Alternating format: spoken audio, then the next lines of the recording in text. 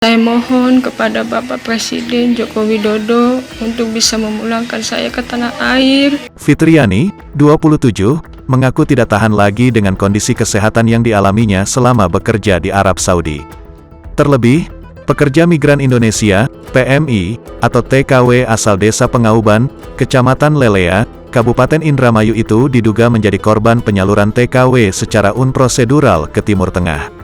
Kondisi kesehatannya terungkap setelah Fitriani membagikan rekaman video yang sengaja ia buat untuk meminta tolong kepada Presiden Joko Widodo.